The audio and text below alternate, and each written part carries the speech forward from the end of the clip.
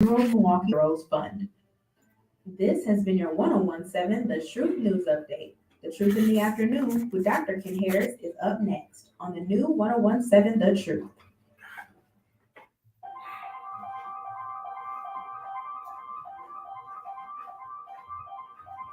Bringing you his authentic perspectives on important topics. They live in suburbs together. They live in the city together.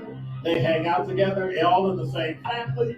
We're the only idiots that fight because we want our voice to only be on one side. Like, does that even make any sense? And when the side loses, you lose everything. They, on the other hand, have a voice no matter what because somebody that looks like them is always in control. Frank, candid, and straight to the point. Well, it's just a skewed system. Of course it is. It's a lot of adjustment. But answer my question though. Should we let people go? Should we let people go? Like, let's just forget about bail altogether. And if your neighbor commits a homicide and kills people, if you kill people and they next to you and you just let them come back and live right next to you, they live upstairs from you. Let them come to your house. This is The Truth in the Afternoon with Dr. Ken Harris on 1017 The Truth and The Truth app. Now, he's the mayor of the city of Milwaukee. He's a young man. Give him a chance. I only complain about things that I care about. What I want you to do is pretend like I'm in St. Louis.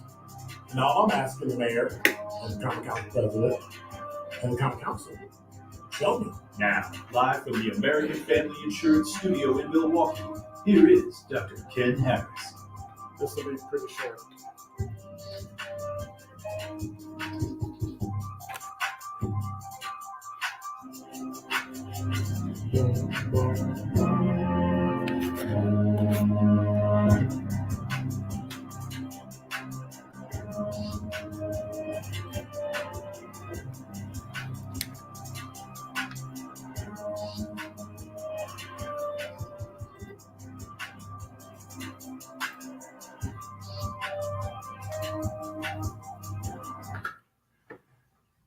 You're listening to Truth in the Afternoon. I'm your host, Dr. Ken Harris. 833-212-1017 is the number.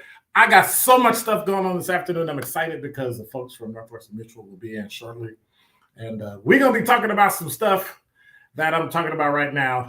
But what I had to do and what I'm going to do every Wednesday is give you information on a book that I'm reading so that you too can check it out as well. Does that make sense? All right. So this will be short. This will be quick because I want to bring my guests in as soon as possible. JB Bell and Erica Wright from Northwestern Mutual. So words matter. And we keep hearing this mantra until it actually comes to money. And then at this point, we need to understand and switch to realize that actually definitions matter. I mean, take something like unemployment. Think about the city of Milwaukee. Martin Luther King said, when we look at mass unemployment in the Black community, we look as if it's a social problem. Yet when there's unemployment in the white community, it's referred to as depression. So the book, The Color of Money, Black Banks and the Racial Wealth Gap by Mesra Baradaran looks at how banks can be the engine to Black wealth, but they also caused a lot of issues in the Black community. And that's something we have to address because when you look at Milwaukee, I think we only have two banks. Is Seaway Bank still here? And Legacy Bank closed. North Milwaukee State Bank went into receivership, and we have Columbia Savings and Loan. Now, I don't know about you, but I need to figure out how to go into Columbia Savings and Loan and open up an account just to say it's open,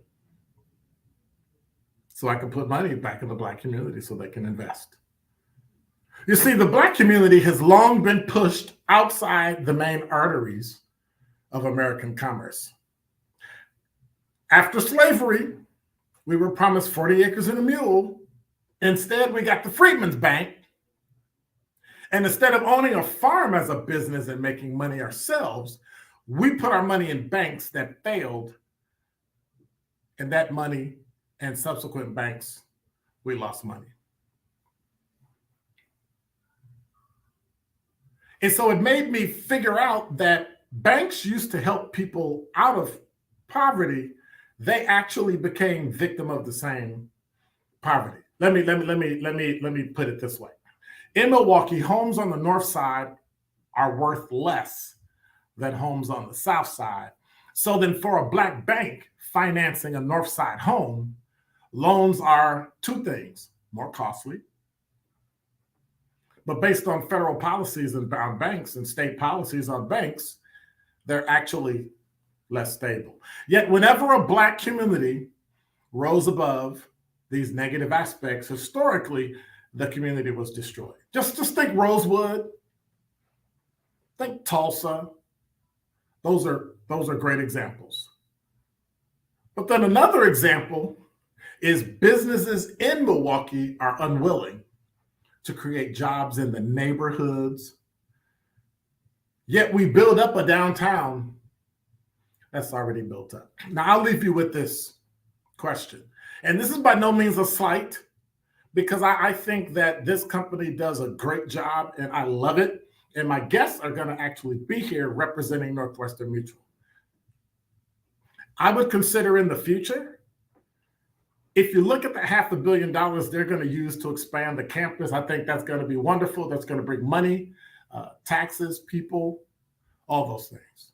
And you're going to be able to build up downtown, build up that near the lake, and do phenomenal things. And I'm 100% in support.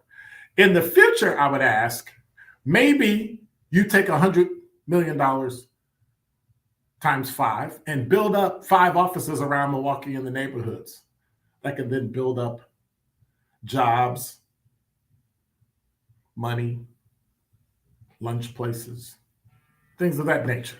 And just imagine the change that would occur in a neighborhood. Imagine the jobs, imagine the homes, imagine the commerce created, commerce that people would actually put in banks. So when we think about black banks and when we think about the racial gap, the wealth gap, Mesra Baradaran said it in her most powerful book I've read today. The problem is the color of money. And that is Dr. Ken's Truth on the new 101.7 The Truth. MPS City Conference basketball now officially lives here. The conference season